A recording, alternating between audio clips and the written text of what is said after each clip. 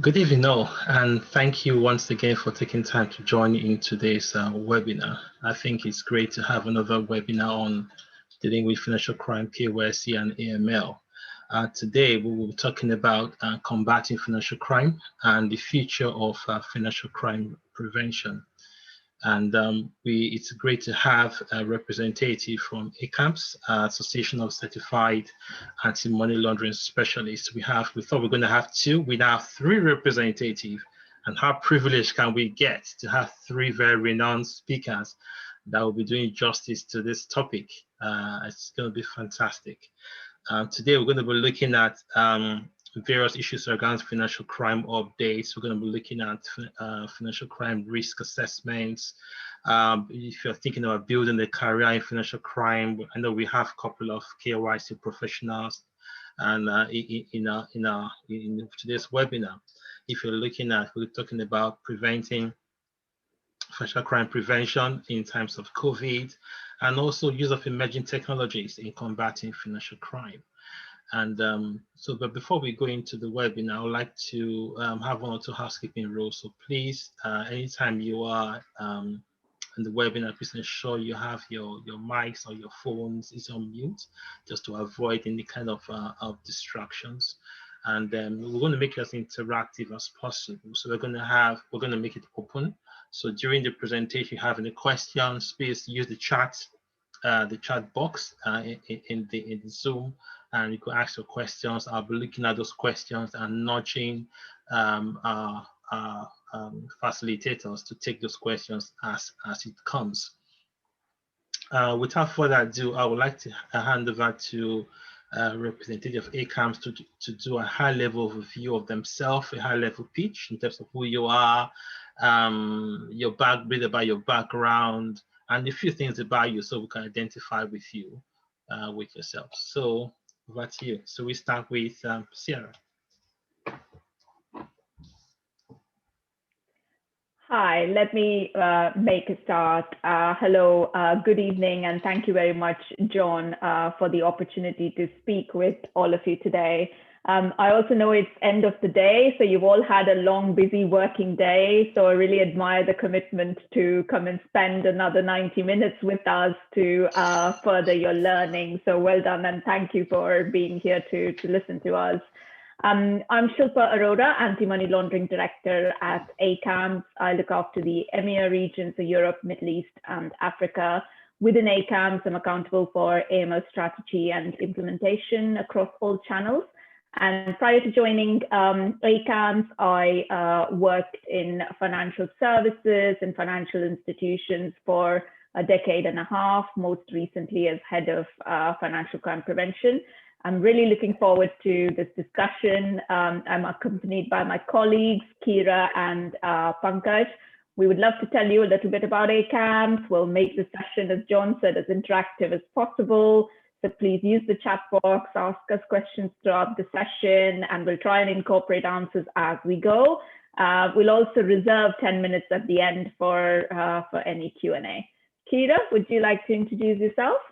Thanks, Shilpa. Good evening, everyone. It's lovely to be with you tonight. My name is Kira Aitchison. I'm part of the EMEA AML subject matter expert team, working directly with Shilpa on supporting ACAMS and its initiatives across the EMEA region. I only joined ACAMS a few months ago, having previously spent over 15 years in the banking sector. I had spent 10 years in relationship management roles there, predominantly in financial institutions, before moving into financial crime, working across high-risk sectors, doing enhanced due diligence, so correspondent banking, then moving into financial crime prevention, looking at specifically wealth management and private banking in the UK. So very pleased, as I say, to be here today, and I'll pass over to Pankaj. Thank you, Kira. Good evening, everyone. And as Shilpa said, thank you again for joining us, and it's been a long day. So my name is Pankaj Patel. I currently work within our commercial group at ACAMS as a strategic account manager, namely with our B2B relationships, specifically covering the UK, Ireland, and the Channel Islands. So primarily my role is to work with institutions in supporting individuals and groups across their financial crime training agenda, whether that's through our certification suite or our membership association. I've had a varied career. I started off in an IT sales background coming out of university. I then moved into the investment banking world for a number of years, which then led me into financial crime and more towards the training and education side of things with ACAMS. So can we get on to the next slide, please? So just to give you an overview of tonight's agenda, I will talk you through ACAMS and who we are and how we support the financial crime community through the various resources that ACAMS offers. We will then look to cover areas of financial crime in today's current environment, looking ahead, including COVID and the pandemic and how this could and most probably will now change the way in which financial crime is managed going forward. And then look at various career paths that you may be interested in, you may currently be in or be looking to move into, and how ACAMS and the certification roadmap may support you in that journey. And as Shilpa mentioned, finally, we'll have some time at the end for you to ask us some questions. Next, please. So we're going to start, as John mentioned, we're going to have a bit of interaction. So we're going to start with a polling question that we'd like you all to get involved with. And this is specifically to do with ACAMS. So a few options here, and just to understand how much you know about ACAMS. So the options are you an existing member of ACAMS? Do you have a good awareness of who ACAMS is? You've heard of us, but have very little knowledge, or you've never heard of us. So if I can give you all a few minutes just to put in your answers.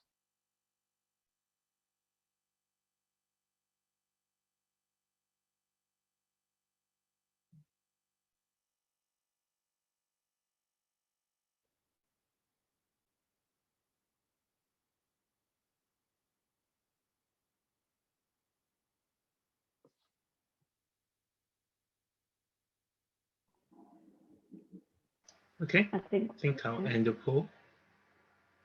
54%. Can we make it 60%? It seems to be stuck at 54%, so I'll make it stop at that. John, is that 54% for 58% has 61% now has completed the poll. So you want to make yourself 70%? Come on, attendees, we're gonna make it 70%.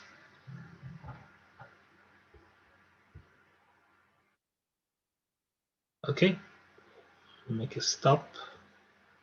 Shall I launch the poll? Launch the results. So I'm going to end the poll and I will share the results. Okay, that's interesting. So a lot of you have heard of ACAMS but have very little knowledge. I think the majority of, there's a percentage there who are existing members, so welcome back. And, and those who have good awareness, well, I guess let me take this time now to just give you all a bit more information about who ACAMS is. We can just move to the next slide, please. Thank you very much. So ACAMS fundamentally is the world's largest membership organization for professionals within the financial crime prevention arena. An association that's continuing to enhance the knowledge and expertise and skills in this ever-changing financial crime landscape. It's important to understand ACAMS is also part of a larger institution called the Atalum Group. Now, the Atalum Group is a global educational workforce solution provider. Some statistics to position ACAMS in terms of the global reach we continue to build. We're currently present in over 180 countries across the world, and that signifies our truly global approach to our education, our training, and our membership association. We currently have 82 active members, of which 18% of you on this call are a part of, and 71 various local chapters across the globe. Now, just we'll talk about chapters a bit later, but just to give you a very quick overview, a chapter is essentially a group of professionals within the ACAMS community who regularly engage and arrange learning, networking events within their specific regions to help the financial crime community stay current and up to date with things that are happening locally to them. As part of the ACAMS interaction, we also host 45 plus events a year. Again, this is to keep our community engaged around some of the current hot topics. As you will all be well aware, financial crime is an ever-changing landscape. It continues to evolve, new challenges, new parameters, guidelines. So the events are a great way of networking across peers and keeping current and up to date. The other stream to ACAMS, and we'll talk about this in a bit more depth, is our certification stream. And currently we have close to 50,000 certified professionals across the world. And all of our certifications are available in multiple languages. We currently have 11. And this will continue to grow as well. Next slide, please. So this is just an outlook of our membership population. And by looking at this, it will tell you that our members come from a diverse background. You know, when we think about financial crime, it's not simply for people within a financial institution. Financial crime spans across multiple industries and verticals. So we have members who come from a technology background, from the law enforcement, legal, gaming, and real estate, and many others. So we have a very diverse group of ACAMS members. Next slide, please. Kira, can I hand over to you? Thank you. Yeah, thank you, Pankaj. So we're going to launch another poll question. For this one, we would like you to give us a little bit of information about your knowledge of financial crime prevention. We've got a few options. So you consider yourself an industry expert, someone who's been operating in the field for a number of years. Do you have good knowledge, follow it closely, quite a lot of interest in it? Or C, limited awareness, new to the profession maybe, or entry level within the profession? Or D, none whatsoever, and hopefully we can give you some good information today. I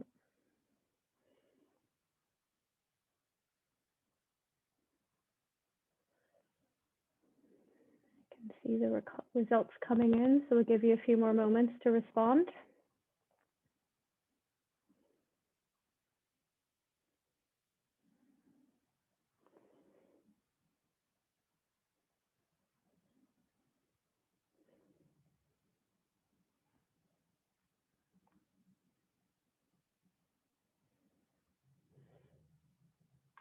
Great. I think we've got quite a few results in now. About 72%, so Yep. end the poll. Great. Okay. Fantastic. So we have a bit of a mixed bag here. I think that most of you all seem to be have a good awareness or at least a limited awareness of the sector, with over 50% of it either potentially operating within it or following quite closely. And some of you obviously looking to build up on that knowledge a little bit. So that's great to know. We'll move into the next section. So we're going to move on with a brief introduction into financial crime Most of you, as I say, seem to be familiar with the concept, so we won't spend too long on this, but we'll take a step back for a moment and ask ourselves why it's important. So we've got the technical definition from the FCA here. It is criminal conduct related to money or to financial services and can include many types of crime, including fraud, misuse of information, financial markets, or handling the proceeds of crimes or terrorist financing. But the reality is for us that the financial crime is closer to home. It threatens people in all aspects of our life, at home, at work, at online. And as I said, it can cover a broad range of things from theft, fraud, blackmail, corruption, money laundering. Seems like we've got endless possibilities for moving money illicitly. And financial crime can range from sort of the basic theft or fraud committed by ill-intentioned individuals to large-scale operations masterminded by criminal organizations with a footprint globally. And there are serious criminal activities. These importance should not be minimized, is because not just is there a great social and economic impact from financial crime, it's quite often linked to violent crime and even terrorism. I think we're all impacted by financial crime, and it has taken on a whole new dimension with the rapid advancement of digital technology, and we'll come to that later in this session. And as a result of it, financial institutions and obliged entities, such as we've seen the real estate sector, gaming, and art market participants, all now have a role to play in combating financial crime. As a minimum, companies need to comply with local AML CTF requirements and legislation. They need to build out an AML program with defined processes and procedures to guide those activities through a thorough understanding of the risks that the business is exposed to. And again, I think we'll come to that later in the session when we look at what is a risk, what risk assessment looks like for financial institutions. We have seen recently some enforcement actions by the supervisory body in the UK, so the FCA. Last year, we've seen Commerzbank, who were fined over £37 million for continued failure to address weaknesses in the AML systems and controls. We've seen Standard Chartered fined over 100 million, the second largest penalty issued by the FCA for breaches of two of its higher risk businesses, correspondent banking and branches in the UAE. And more groundbreakingly, recently, we'll see NatWest appear in court next week for the FCA's first ever criminal prosecution for offences under the money laundering regulations for failure to adequately monitor and assess the risk of customer activity, in their instance specifically linked to cash deposits. So these are clear indications of the penalties firms face for failing to implement robust and sustained controls, and importantly demonstrate why firms need to have strong teams with educated people like you in this space. So the next slide shows us that financial crime is a broad area. It doesn't just focus on tackling money laundering and terrorist financing. As mentioned previously, it covers a wide range of activities that we also need to consider and address the risks of. You've got bribery and corruption, ranging from the kickback provided to a local councilman for planning permission to large-scale corruption, such as seen in the 1MDB scandal involving politicians and large financial institutions such as Goldman Sachs. We need to consider tax evasion, which is a direct economic impact on the country, and also considering the risk from market abuse or insider trader dealing, that tip you get on the stock market, which is actually directly linked to financial crime. Like fraud, we're going to touch on it later, is a key component of financial crime, and it seizes victims ranging from individuals to large-scale corporations to the public sector. Think of illegally claiming benefits you're not entitled to the abuse of the government support schemes that we've seen during the COVID crisis, such as furloughs and bounce-back loans. Also, under financial crime is sanctions, which is an important tool that countries are increasingly using to fight economically rather than physically to impose compliance with international law or tackle human rights issues, and all financial institutions must comply. There are also a number of areas that also sit adjacent to financial crime, and they're intertwining with the risks that we've discussed, including cybercrime, data privacy, and information security. Areas that we have an increase with in the rise of the digital economy that we're now seeing. And these issues are never far from home, and they're fundamental areas for financial institutions to address. I'll now pass over to Shilpa, who will talk a little bit more about how firms manage this risk. Excellent. Thank you, Kira. I am going to switch my video off just to make sure you get the best sound quality and you're not having disrupted by my unstable internet. So I'm just going to go off video while I speak. Right. So how do firms manage financial crime risk? Could we go to the next slide, please, Kira? Yep. So firms manage risk more broadly in these types of categories, and then we'll come back to financial crime risk. So let's look at the different types of risks. And for those of you, a number of you, 50% of you said you work in financial crime, this is a very important aspect to remember, kind of taking 3 steps back and going, how does a financial institution view risk? So there's a number of different categories of risk.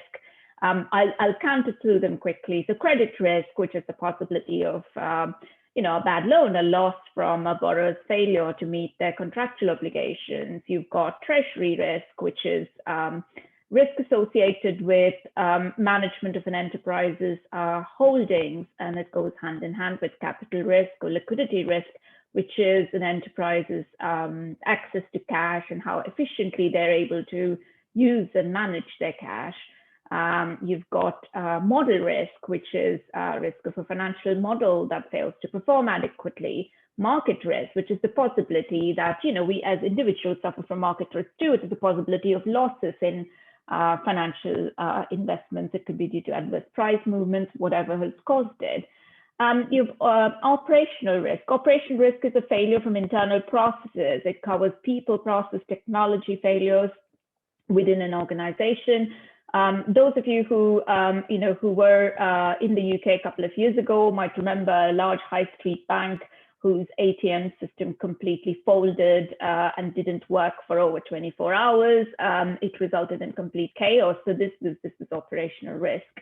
Reputational risk, which is, I don't think I need to say more, potential for any negative publicity. And this could be behaviors of a senior manager to all the way to being fined for something which was incorrect or wrong. We then have conduct risk, and this is risk that leads to some sort of customer detriment. Legal risk. Legal risk is, risk of being sued, I suppose, risk of negligence in compliance with laws. And you'll notice I didn't talk about financial crime risk at all here, because financial crime risk kind of spreads across these categories. It spans multiple categories. So let's say a financial institution isn't managing its financial crime risk appropriately. Kira mentioned, a couple of examples there of a firm that was fined millions of pounds by the FCA. Does it suffer from market risk? Does it suffer from operational risk? Does it suffer from reputational risk, conduct risk, legal risk? Probably yes, yes, yes to a number of those risks. So that's kind of how I view financial crime risk. It's kind of impacts everything. It impacts everything that a financial institution would do. Could we move to the next slide, please? Thank you.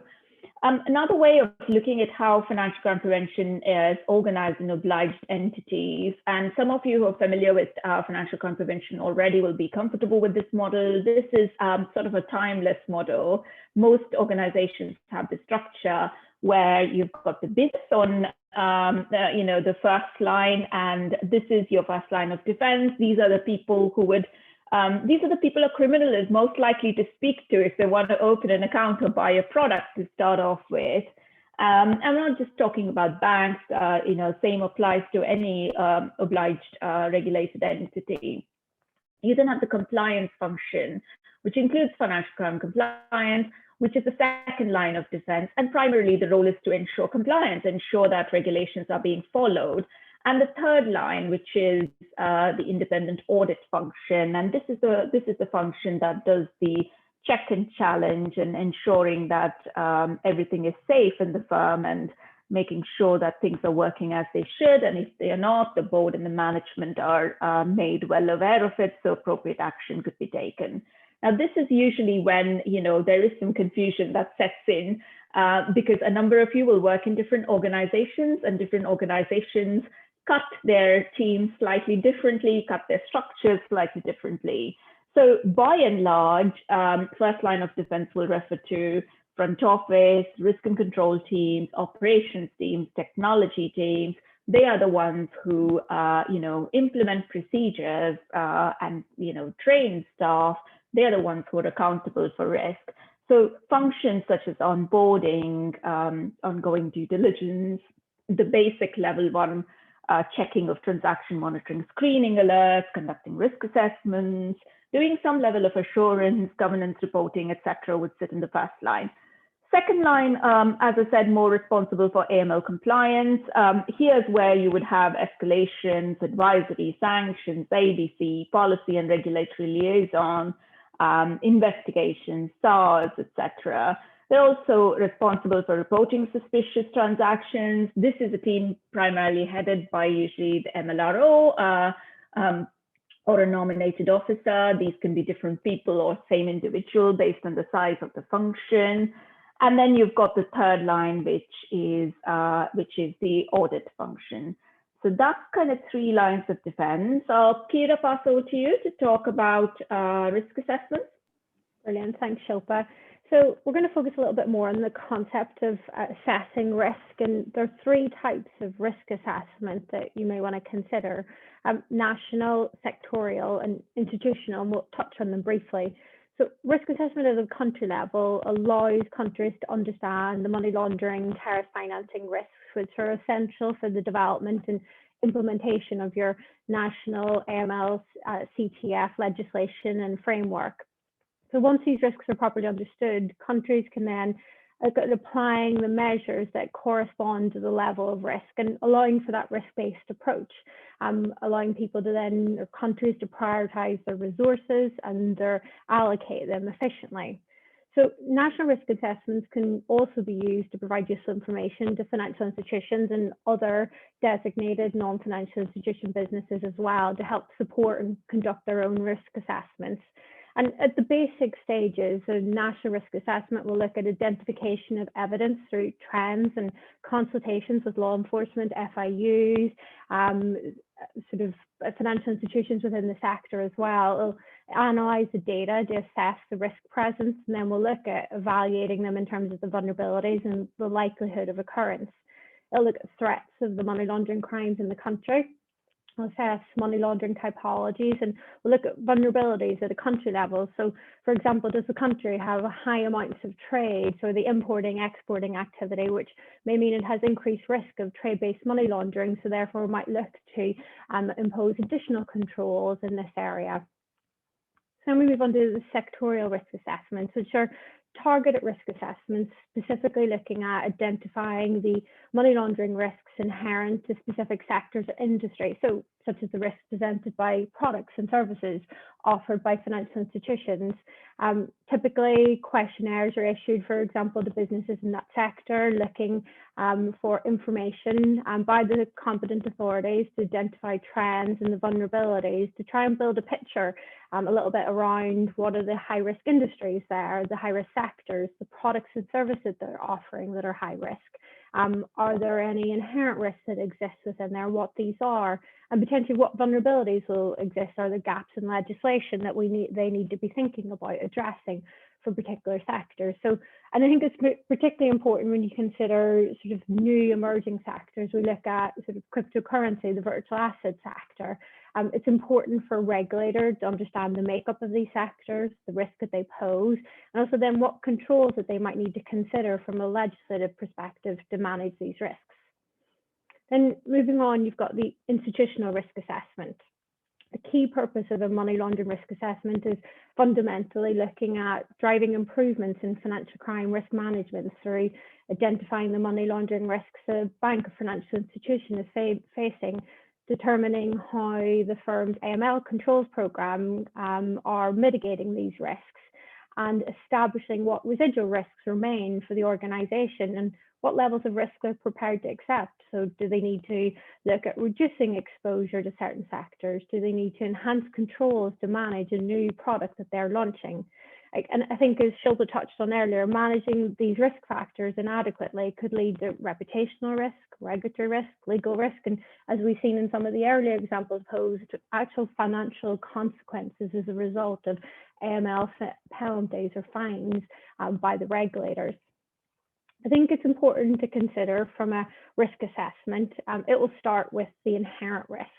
No two banks, no two companies are the same, and the inherent risk ratings will vary, very much dependent on the size and the scope of their businesses and the risks involved.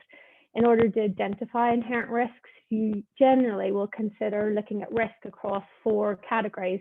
That would be clients, products and services, channels, and the geography or country. So you might look at specifically what is your geographical risk exposure to high-risk countries. So where are you operating, where are your clients operating?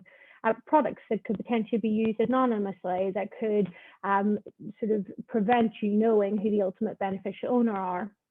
Onboarding of clients non-face-to-face through different channels. With each of these, you would look at creating a score or weighting that's assigned to each risk factor to reflect the level of risk and the likelihood of it comparing to other risk factors. I think as well, it's sort of important to think that there's no one-size-fits-all approach to this. Like we've got an internet-based bank, their entire client base will be onboarded non-face-to-face. So their inherent risk will look very different to a bank that, for example, is branch-based, that is seeing customers day in, day out, and onboarding them in a very different way. So once you look at identifying the inherent risks and you've assessed them, you then look at the internal controls and evaluate them to determine how effectively they offset the overall risks. So the controls would be, as Shilpa touched on earlier, the programs, the policies, or the activities that are put in place to mitigate those risks, or potentially to ensure that potential risks are promptly identified. These controls can be preventative, they can be detective, but ensuring you've got the right controls and the assessment is the key. So then following the completion of a risk assessment, you're left with your residual risks or gaps or potential deficiencies that may be identified. And that will give rise to actions which then should be prioritized appropriately and should be tracked as well, because these actions could have a significant impact on your overall residual risk rating. And I think it's important that not just your MLRO, your head of compliance, but also the senior management and the business leadership are aware and accountable for those risks and ensuring that they are driving those forward through to closure where appropriate. So I think when we look at sort of why you do a risk assessment, there's a huge amount of reasons as to why risk assessments can be used, including looking, as I said, about identifying gaps or opportunities for improvement in your ML policies, procedures, and your processes.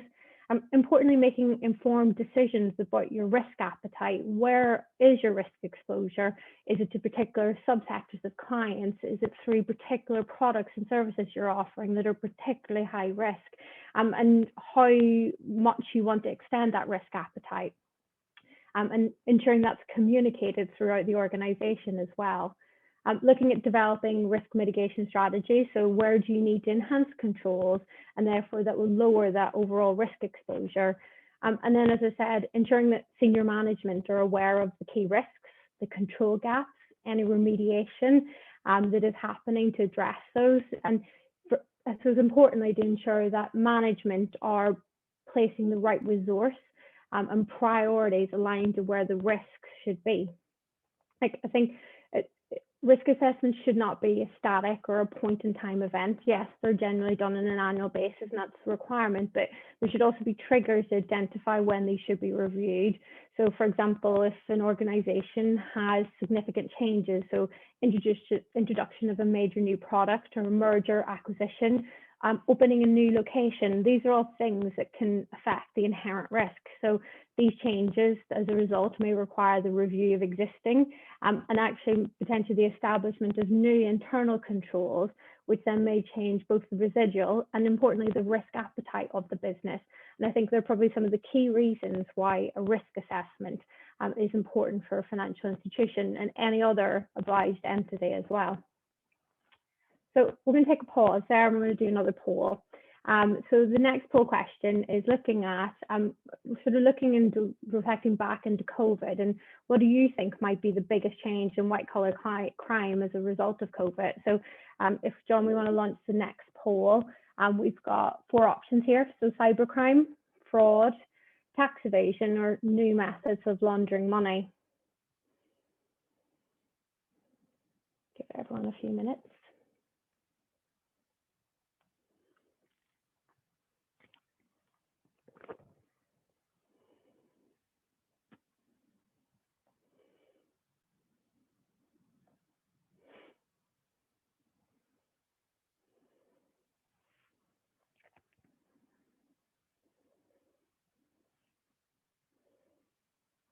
Nearly halfway there with the vote, so I'll give everyone a few more minutes to respond.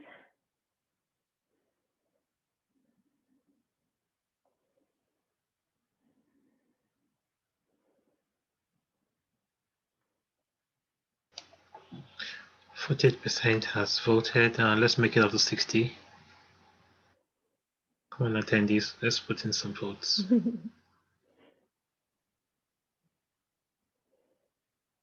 Now 51%. A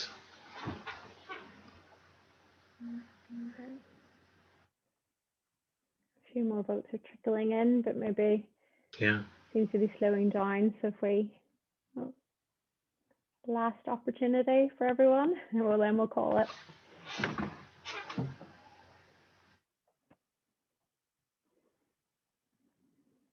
All right. Let's close the poll then, please. Okay. Okay. So quite a significant proportion of people leading with cybercrime. New methods of money laundering coming in second, and then fraud, and followed by tax evasion. So that's all very interesting. We're going on now to look at COVID-19 and what the impact has been on financial crime prevention. So according to HMT and the Home Office in their National Risk Assessment at a country level of money laundering and terrorist financing risks in 2020, fraud and related tax offences remain the largest known source of criminal proceeds from offending in the UK, as well as the most common crime type. The Office of National Statistics report that adults in England and Wales are more likely to be a victim of fraud than any other crime type. I think that's not to say that fraud is the only crime. I think there are very many interwoven aspects of crime, and sort of we'll go through that a little bit more. I think it's fair to say that COVID-19, the pandemic, has led to unprecedented challenges globally, huge amount of human suffering and loss, and quite significant economic disruption and upheaval. I think we've all personally and professionally felt the impact of that. And the increase in COVID-19 related crimes, such as fraud and cybercrime, has created new sources of proceeds for criminals.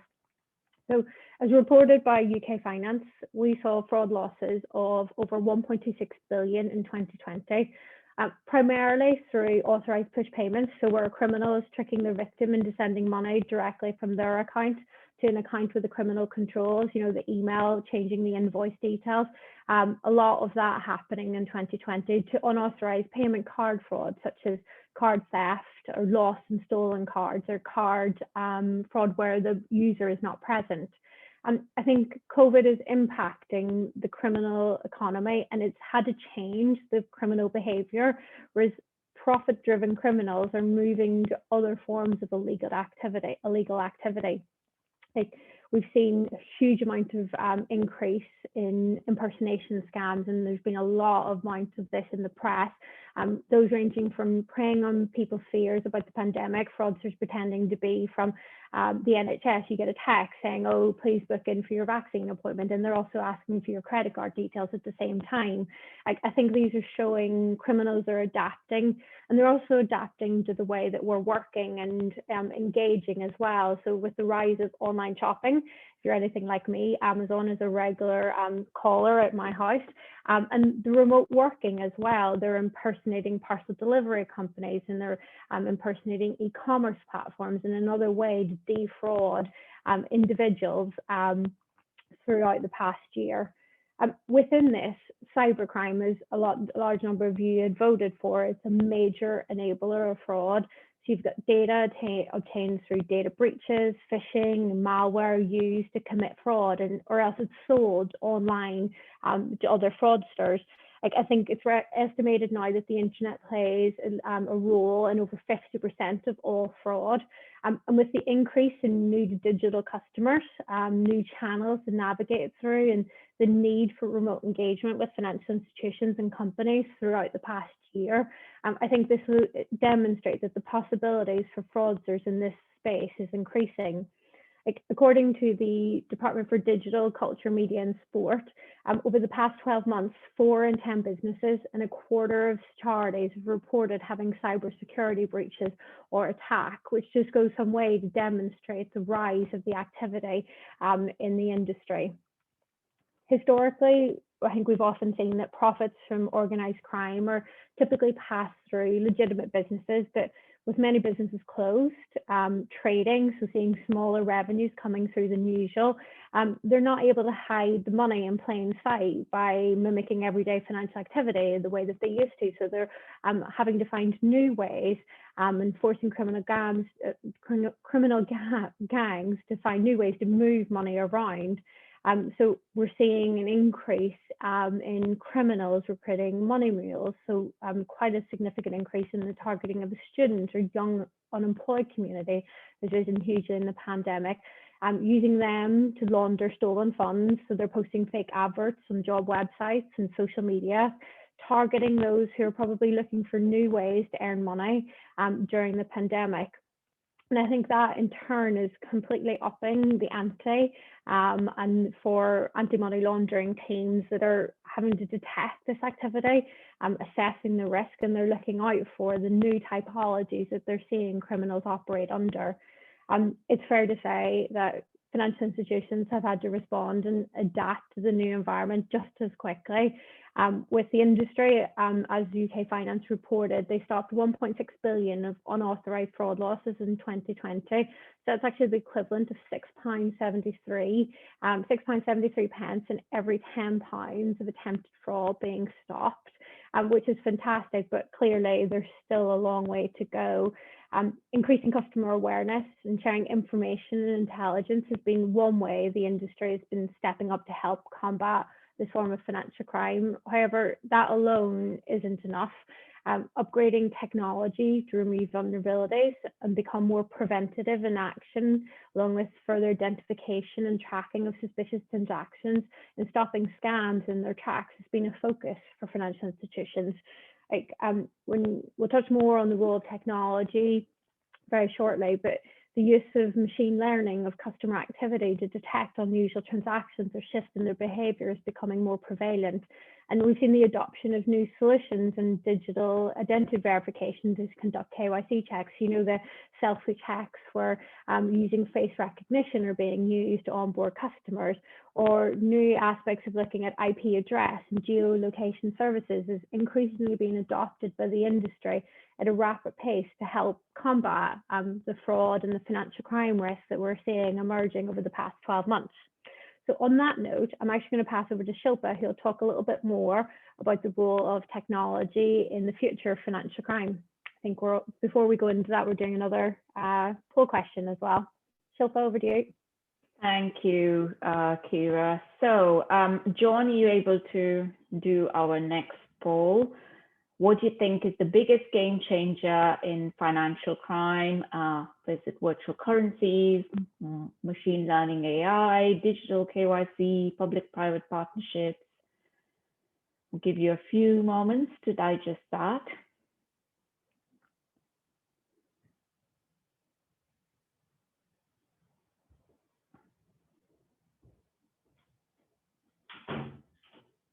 Interesting, nobody's going for public-private partnerships.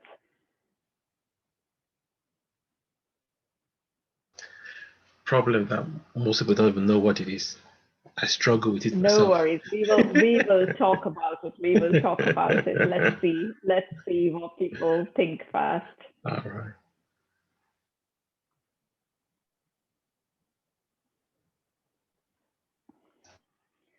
%. Shall we give it a few more moments? Yeah. Right. Shall we pause the polling, John?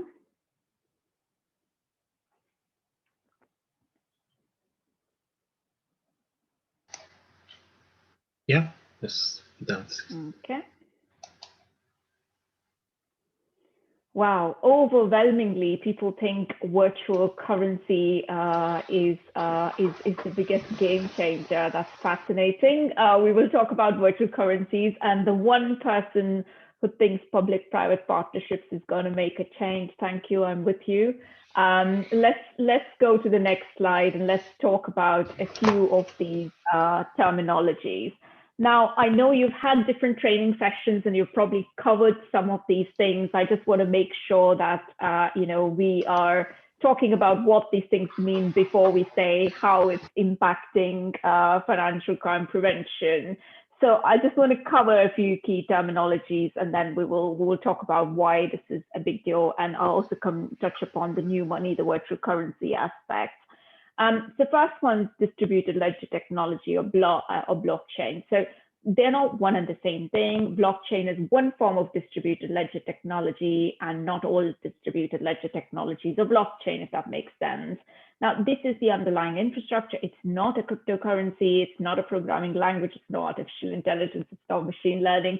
A lot of confusion exists in this field. So blockchain is nothing but a distributed ledger technology with a specific set of features. And quite simply put, what's the distributed ledger technology? It's a decentralized database. It's effectively a database that's managed by multiple participants. There's no central authority that acts as an arbitrator or a monitor. It's a distributed log of records. So there's effectively increased transparency. Fraud and manipulation is harder. It's basically more complicated to hack the system. Blockchain is also a shared database. It's a log of records. In this case, by shared, we mean think of it as a set of blocks, which is kind of linked with a chain. And the best way to think about it is if you think of a big old-fashioned registers or ledgers, and I've made my entry in my ledger, I close the ledger, I tie it, I put a wax seal on it. Now that wax seal is very unique. That's what is called a hash or a cryptographic signature. Now the next block begins, but it starts with the exact same hash or wax seal. And that's how it's verified. That's how it's linked to its previous block. So, this is how it's sort of encrypted information. If it can't be manipulated, because if it's manipulated, then the whole chain falls apart. And blockchain owes its fame, among other things, to the fact that it's the technology behind the famous Bitcoin cryptocurrency. So that's why blockchain's kind of got its fame from.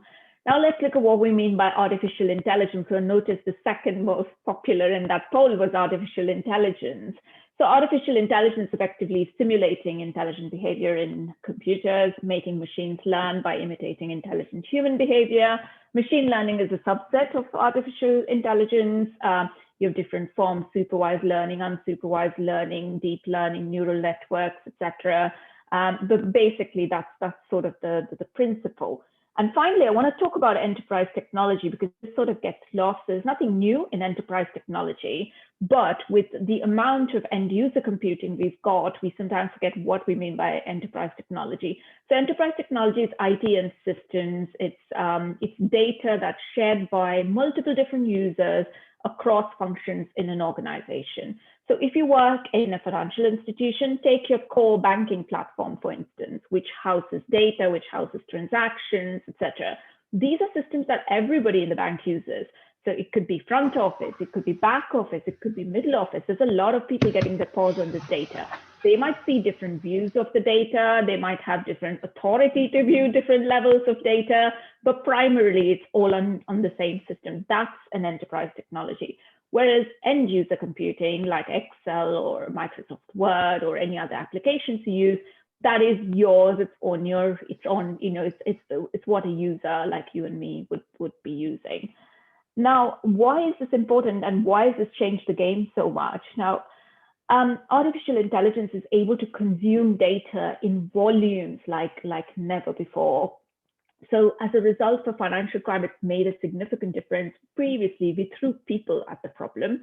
We threw systems at the problem too, but basically the systems were rule-based. So for instance, an indicator could be, oh, if Shilpa Arora deposits more than £5,000 of cash into her account raise a red flag because something isn't right. Now, it may well be that Shilpa Arora has got a small shop and therefore she takes in that much every day as turnover, and that's okay. But the system wasn't clever enough to figure all that out. Whereas now, with the levels of data and inputs we've got, we're able to do that and much more. We're able to build a profile of this is what normal looks like for Shilpa. And in fact, she does this every Tuesday and Thursday because that's when she deposits from her business. But the rest of the time, there is nothing that's normal for Shilpa could be established. Now, suddenly, if there is a big deposit of £50,000, then definitely there is something going on there. So these are the kind of things that intelligently a system can identify. And previously, everything that was not what I had done before would be flagged as an alert for some human being in the bank to inspect and rule in, rule out, or declare suspicion. Whereas now that's being ruled in or ruled out by a system. So it's giving efficiencies of significant scale. The effectiveness has gone up also, whereas previously some risks were not even being captured. Now we're able to look at those risks and examine those risks and consider data points that we couldn't before, as we would need armies of people were we to do that. Let's move to the next slide, please, Kira. I want to talk about new money and virtual currencies. So a number of you talked about virtual assets or cryptocurrencies and the fact that this is the game changer for financial crime. It's interesting because this has kind of grabbed the interest of compliance professionals immensely. So what is virtual currency or crypto assets? Or cryptocurrency and virtual assets. So Bank of England's definition is crypto means hidden or secret. So this is kind of reflecting the secure technology, and the word currency tells us why they were generated or why they were created in the first place. This was as a form of electronic cash. It was also as a form of not having government control, not having central bank control, but controlled as a decentralized system. They use a peer-to-peer system. There is no central bank or government to manage the system. Now, FATF's definition, very slightly different, but refers to the similar thing. FATF don't acknowledge the fact that it's a currency. They acknowledge the fact that it is an asset. Sorry, I'm getting some noise. John, it might be you. If you wouldn't mind going on mute for a second, thank you. The FATF's definition is that it is a value that is traded. So think of it as some sort of an asset that you recognize, say gold, for instance. We trade gold, we buy gold, etc.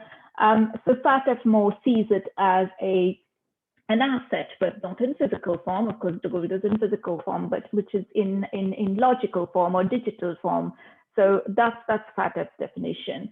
Now, the reason why compliance professionals get a little bit excited about cryptocurrency or virtual assets is, we've been used to seeing or being able to monitor what happens to funds as they flow through the financial system. Now, suddenly there is this parallel system where those who don't understand may not exactly have the same visibility.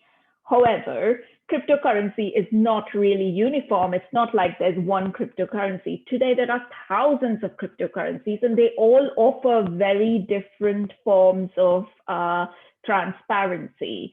So the more popular ones like Ethereum or Bitcoin, etc., they give you a lot of transparency. In fact, if you share a wallet address, you can go and look at transactions, etc., quite transparently. So it would never be the choice for a money launderer who knows what they're doing to go to something that is this transparent. That would probably not be a wise thing if one were a money launderer. But there are certain currencies that do offer enhanced privacy options. There are also certain currencies that offer tumbling and mixing services where that kind of transparency link is broken. And in these instances, then, of course, it is possible to launder funds or to hide the original identity of who is purchasing, who is selling, and so on. Then there's the other aspect about how they were being regulated. Now, we know that financial institutions have been regulated, for a considerable period now, but fifth money laundering directive, so from January last year, it went live January 2020. That has brought into scope cryptocurrencies, wallet providers, etc., at the point of conversion. So when you convert from fiat to crypto, or when you convert from crypto back to fiat, then that, of course, that is regulated now. So it has the same levels of scrutiny. Then there is the challenge that not the entire world does the same thing. So regulations vary from country to country, region to region. Regulations now vary with Brexit between the UK and the EU as well.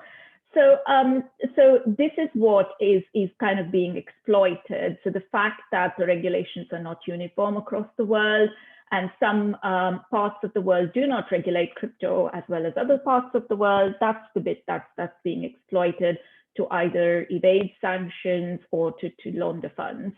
But primarily, depending upon the type of cryptocurrency, it can offer a lot of transparency. So, it wouldn't be the first choice for a money launderer. There's also concerns of fraud there. Again, a number of tokens being issued on new coin issuance, etc. And the challenge is to know what you place reliance in, because there's no history there. If someone unknown suddenly says, I'm going to, now create new crypto currency, would you invest in that? So that's kind of the challenge there. Then we go into CBDCs, or central bank digital currencies. Now here again, it's interesting because this is a new concept, or relatively new concept. It's different from virtual currencies in many ways. Central bank digital currencies, essentially central banks today, so forget CBDCs today, there are two forms of money. One is banknotes, which is retail currency. So the one you and I have in our wallet, the 10-pound note, 20-pound note we've got in our wallet. The other one is central bank reserve. So this is the one that financial institutions have access to. So there's retail money, and then there's wholesale money, which is the one that financial institutions have access to. Now, CBDCs would represent an additional form of money, a third form, if you like, and it's a digital instrument that's got direct liability of the central bank. So the value of CBDCs, they are controlled by central bank, and if they do come alive, it's not yet live in the UK. If they do come live, then it would be the same as a pound of cash would be the equivalent to a pound in CBDCs. So it's effectively a fiat currency, but it's in digital format. Now, the key difference here is it's owned by a central bank, and the fact that this is an experimental stage. A number of countries have rolled out experiments in these, etc. The UK is considering a pilot. There's recently, Christine Lagarde announced the phases in which a digital euro could potentially be implemented. So we are in initial stages of this. I want to move on to to some of the financial crime challenges next. Keith, perhaps we could go to the next slide. Thank you. So, what are the challenges that financial institutions, regulated entities face when it comes to financial crime? So let me start first with some of the external challenges. So this is not changed, by the way. Criminals are super organized, and we cannot fight criminals by being organized ourselves in silos. And I want to give an example here of, a really good case study, a really good example for law enforcement from multiple countries. So let me start by taking the kind of criminal's perspective. So there's this individual, let's call him Mark. He's a UK-based drug dealer. He takes the security of his operation very seriously. The gang all use code names. They use special devices. They use encrypted phones made by a company called EncroChat. You probably now know where I'm going. And the messages are encrypted on the devices themselves. So the police can't tap the group's phone or intercept messages like they would normally do. So on EncroChat, criminals can speak openly. negotiate contacts, negotiate deals in granular detail, names of customers, price lists of the drugs, explicit references to quantities of drugs, quality, what that they sold. How do you then launder those monies? Weaknesses in banking systems, like criminals rarely get on a Zoom call and, discuss best practice, but this was their way of sharing information. Now, remember our Mark, who's our drug dealer, unbeknownst to him, tens of thousands of EncroChat users were present across the world, and their messages weren't really secure because French authorities had penetrated this network. They'd leveraged that access to install a technical tool. So it was kind of hacking the baddies, which is I think a fantastic success story. And they had quietly been reading user communications for months. Investigators then shared those messages with agencies around Europe. So there were coordinated arrests in UK, Norway, Sweden, France, Netherlands, and the arrests continue even today. So this is a good news story, but imagine the sophistication of this criminal network to actually create an encrypted kind of chat and telephones for their own use. So that's quite fascinating. What else do we have as challenges? Increasing and complex regulation. Now, as financial institutions, costs are increasing, the cost of compliance is higher, the margins are being pushed. So, we've got 5 money laundering directives now. We've got one more, which came into effect in December, the criminal law directive, that goes live from June.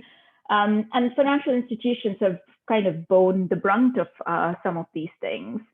And then we've got other challenges where, data sharing. Now, public-private partnership, which we referenced in our poll, what is public-private partnership? So data sharing or public-private partnerships. So in the UK, for those of you who work in financial crime, perhaps have heard of JMLIT, the Joint Money Laundering Intelligence Sharing Task Force.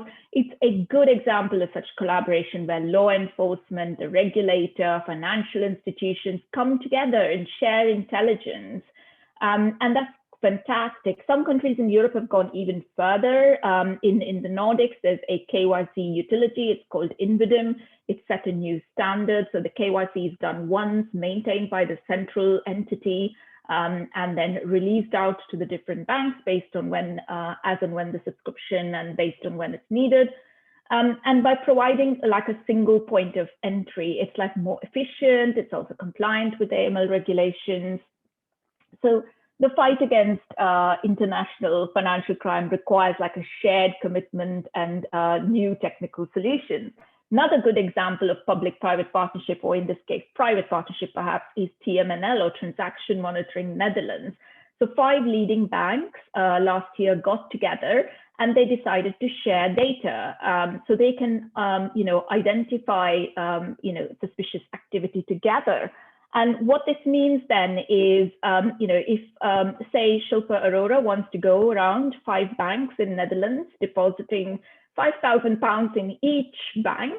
Previously, each bank looked at their own scenarios and said, actually, this is not a risk, this is okay. But now with the shared data, the banks will then look at, hang on a second, Shilpa is now depositing £25,000 in one day across these 5 banks. Something isn't right. So, risk gets picked up like that, where previously it would have been a problem.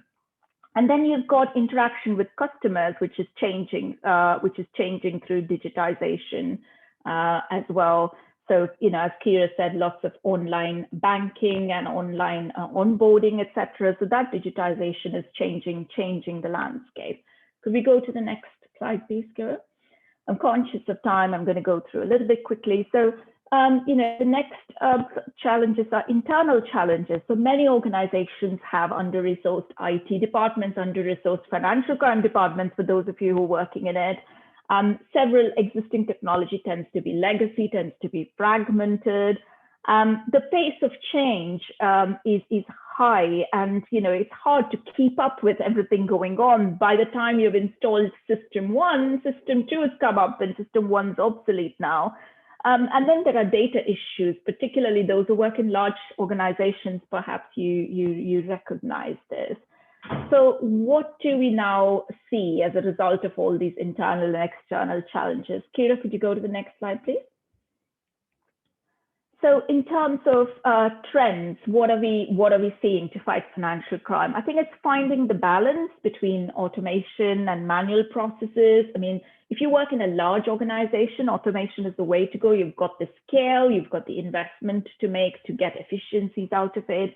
If you're in a very small organization or, you know, like very unique different cases, then sometimes, you know, not automating might be a better option for you. Or if you do want to automate, then going to a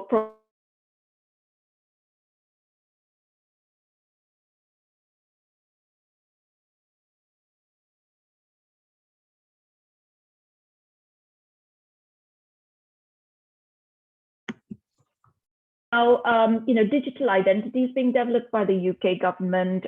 In our recent conference, we had a speaker from the government come and talk to us about their trust framework, etc. Again, an interesting development. As long as people adopt it, then, you know, it could be fantastic development for protecting ourselves, and with less effort too. Then the power of AI and machine learning we've talked about, and use of blockchain. Blockchain is being used for more than, you know, acting as a platform for virtual currencies. It's got the potential to be used for multiple applications. It's also being used to, you know, to do KYC, to have authenticated documentation present, and so on. So that's another interesting trend we're observing. Could we go to the next slide, please? So I'm going to be very brief here. What ultimately all this means that there are new skills that are in demand, which require the combination of you know, different types of knowledge. So there's 5 key words there, which, you know, normally maybe one would have appeared when you thought of a financial crime prevention role. But today, it's you need to know of products, you need to know technology, you need to know data, you need to know the different typologies that criminals are using today, not yesterday, but today. And you need to know the regulations. So a combination of these is kind of the new landscape and the skill set that's expected. Right, I had a couple of private questions come to me from a few people, and a lot of questions on careers as well. So I am going to talk a little bit about careers. I see a few other questions on crypto, etc., that will come to towards the end of the session.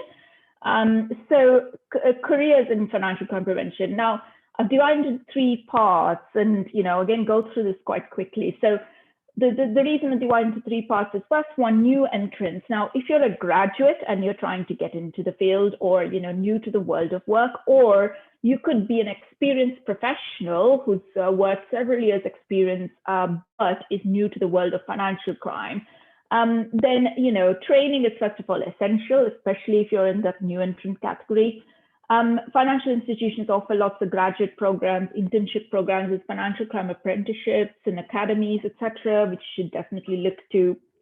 Obviously, use your networks internally, externally. But for experienced professionals, do consider lateral moves. You know, telling our stories, both myself and Kira, you know, did lateral moves in our organizations, which is how we got involved in financial crime. Upskillers, so those of you who work in a field of financial crime, but they want to move up, or, you know, expand your skill set. So if you have one background and you want to move into the other, look at consultancy roles. Don't limit yourself to working in regulated entities. Often that gives you a different perspective.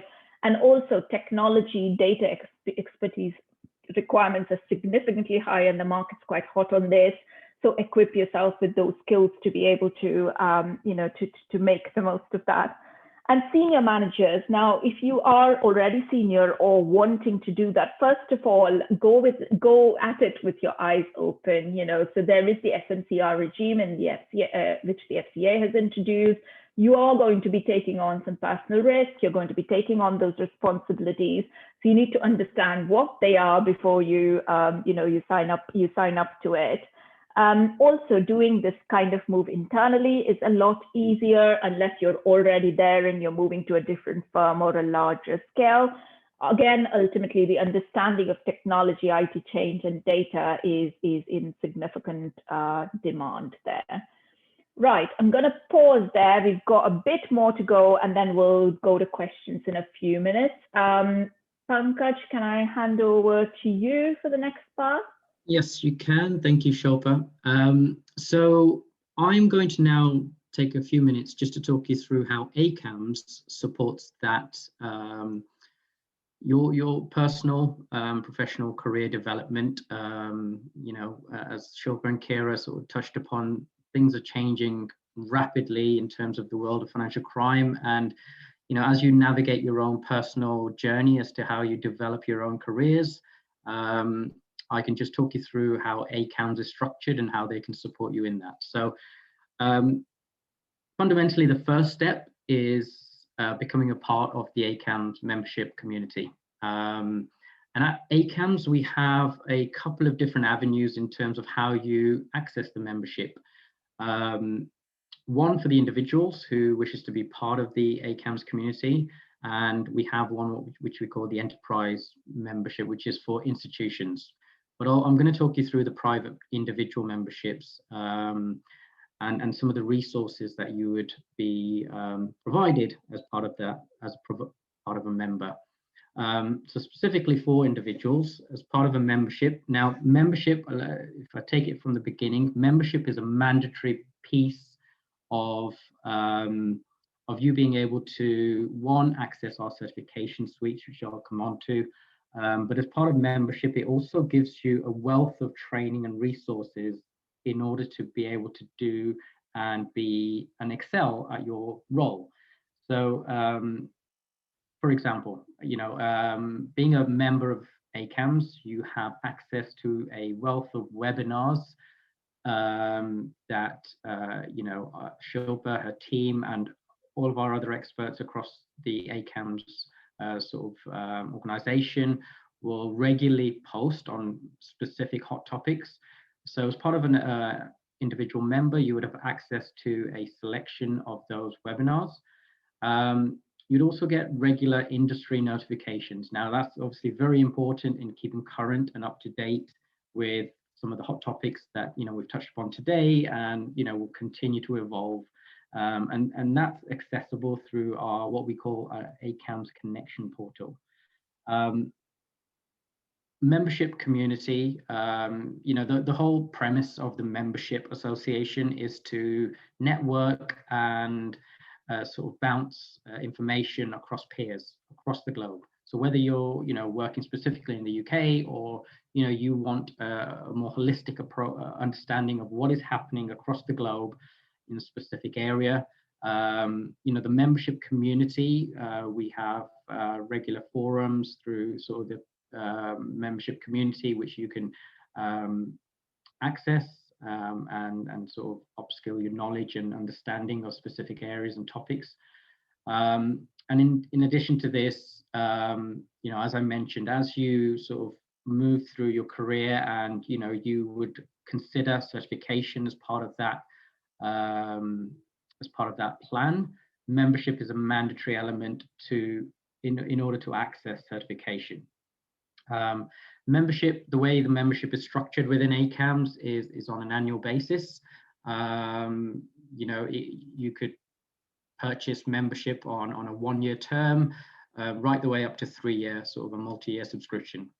In addition to the ACAMS membership, we've also launched a more specific resource. I say resource, it's a standalone suite of resources, and specifically around our sanctions sort of arena. Essentially, anybody who is currently working in sanctions or has an interest within sanctions, we obviously have a certification, which I'll come on to, but we also have what we call the Global Sanctions Series. Now, this is independent of the membership, but it is accessible for you. But it effectively are sort of sanctions SMEs and professionals within the sanctions space globally get together regularly and talk about specific topics around sanctions, and some, bringing together some of the world's leading sanctions experts and talking about how the complexity of sanctions is changing constantly. And we pulled together sort of a product or a series that individuals can access. Can I have the next slide, please? Just the one before that, I think. Yeah. Essentially, within ACAMS, we have what we call the learner roadmap. And again, it comes back to where you are in your individual career, where you aspire to get to, and how we structured our certifications around that trajectory.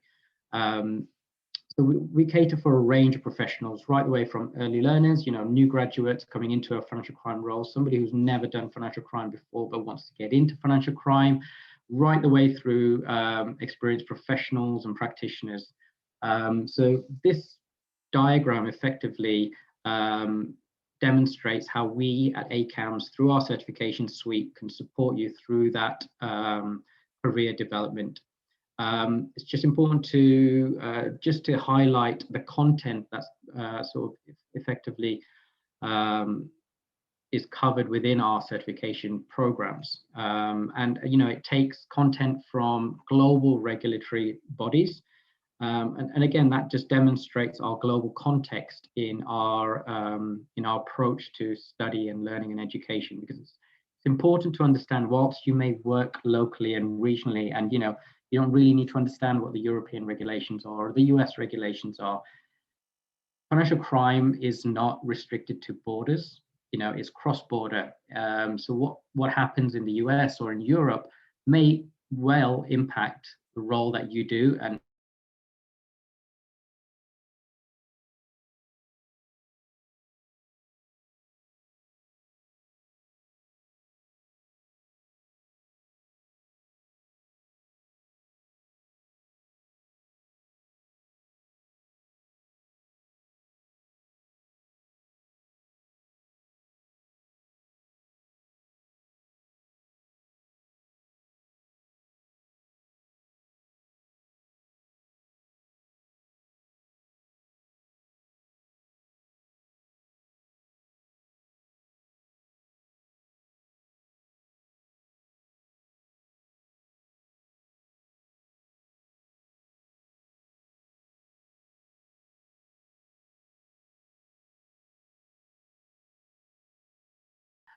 identify key red flags, something to that level. Now, it's important to also understand that these certificates are not just for the new learners. It may well be somebody who's very experienced in a particular area and has been doing a job in, let's say, correspondent banking or KYC, but actually wants to move their career slightly different, in a different direction, and wants to understand a bit more about virtual currency and blockchain. That may be a new career path that you want to go down. These certificates are very good at giving you the basic fundamentals.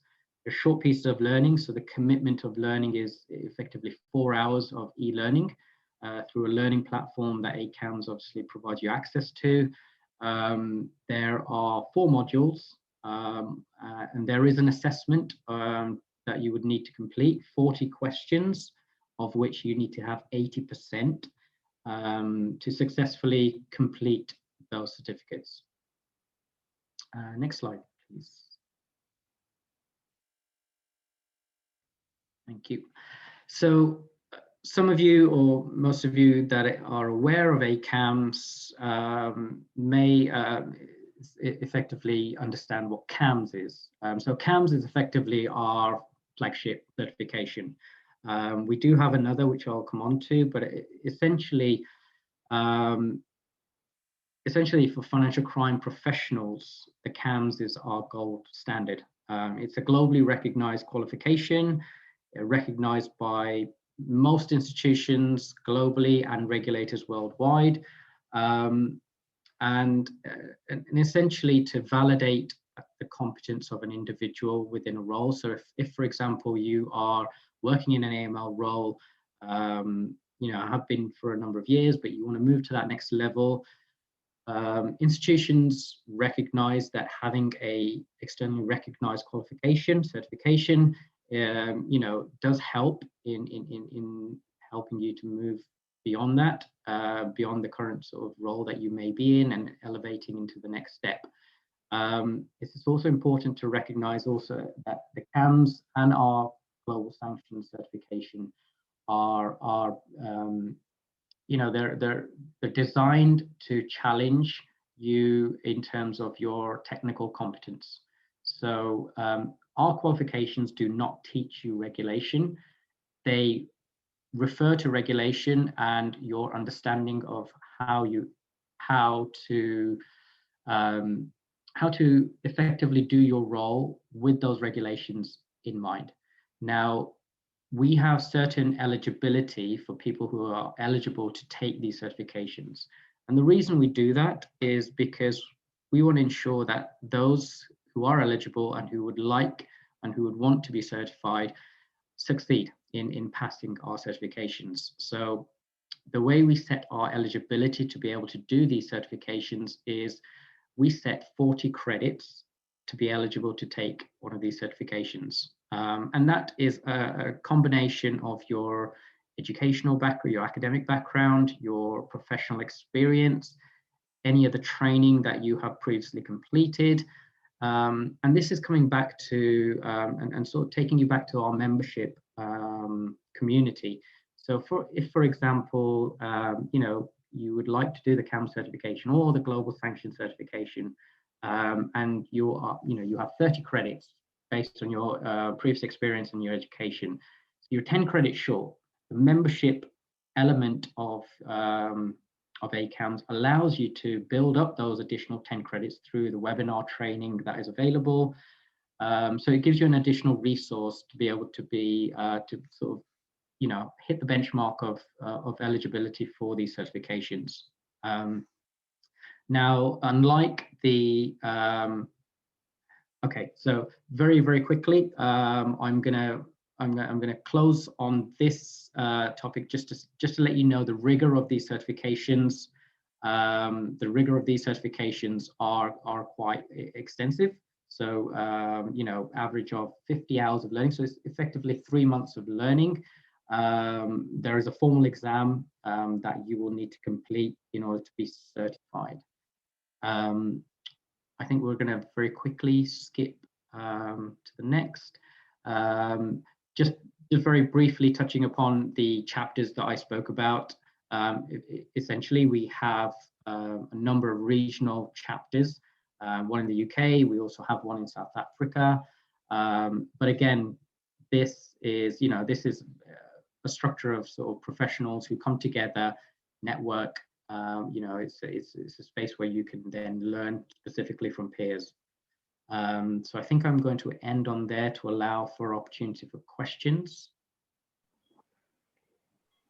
Hi, Pankaj. There's a number of questions in the chat. I will pick a few of them so we conclude on time. We don't want to keep you here for any longer than you should be. One of the questions is around cryptocurrencies and why are some governments banning the use of cryptocurrency in their countries? Could it be because they want to promote their own digital currencies, or is it the lack of understanding of the cryptocurrency market as a whole?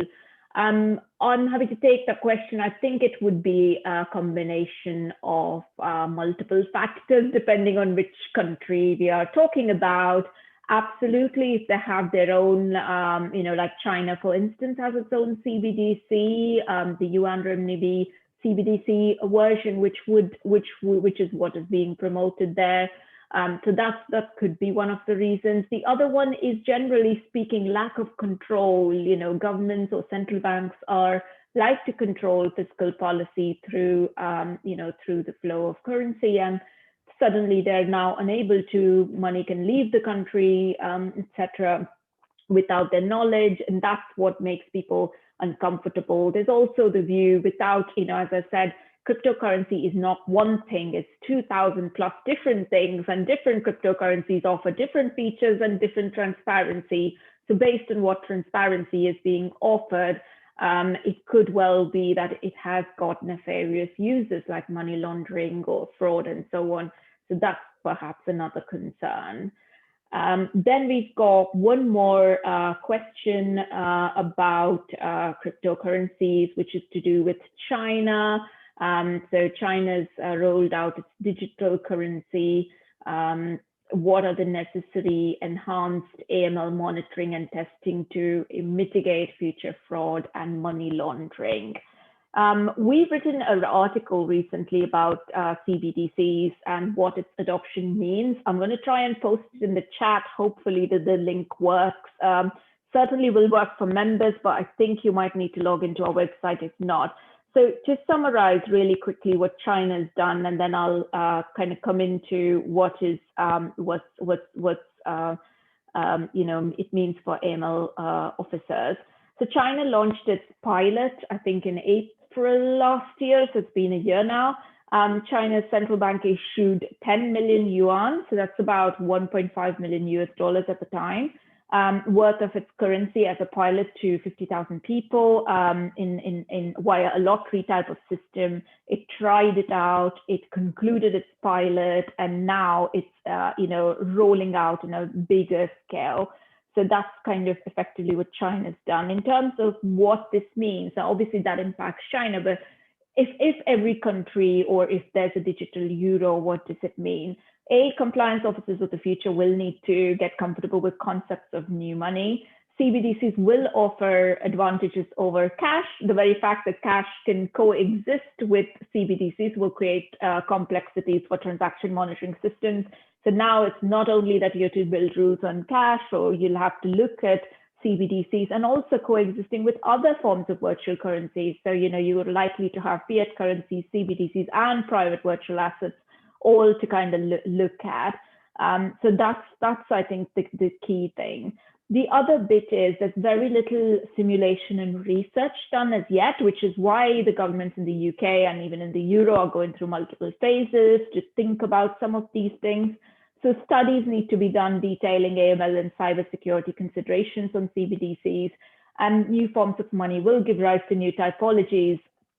So there's a lot more to be done to simulate, run through scenarios, and prepare for these dangers. And these are the things that are being considered in the rollout. Then we've got a question, Pankaj, for you.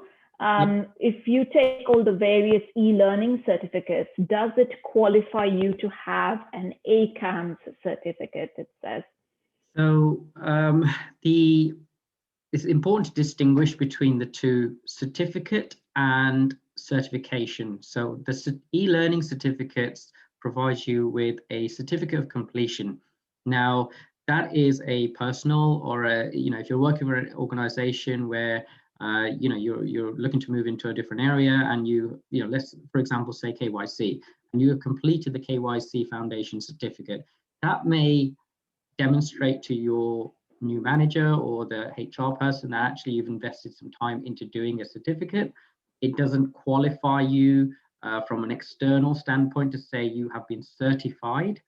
Where the certification comes into place is when you move on to our associate and the CAMS, as I talked about. Now, those are the externally benchmarked certifications that are recognized globally.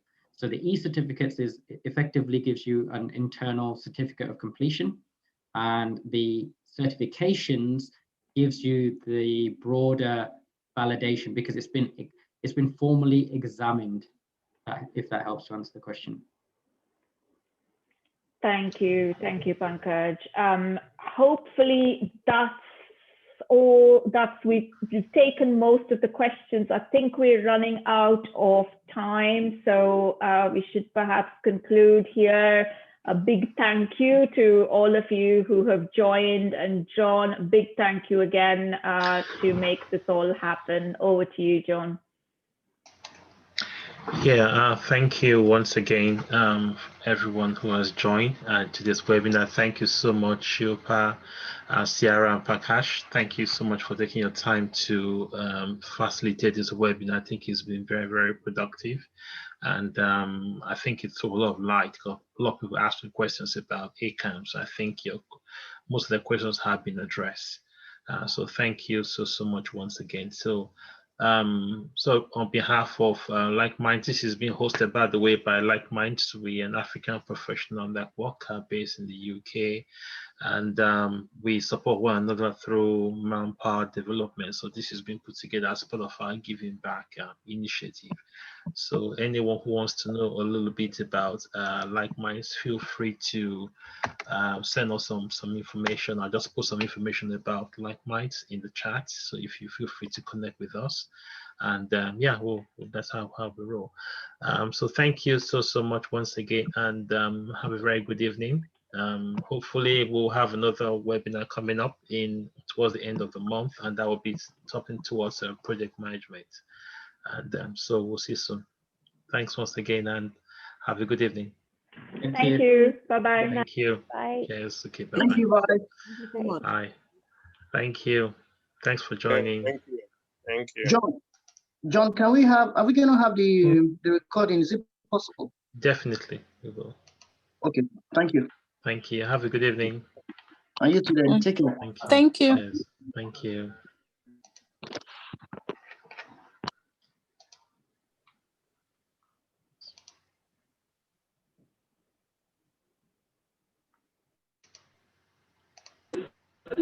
Yes, thank you.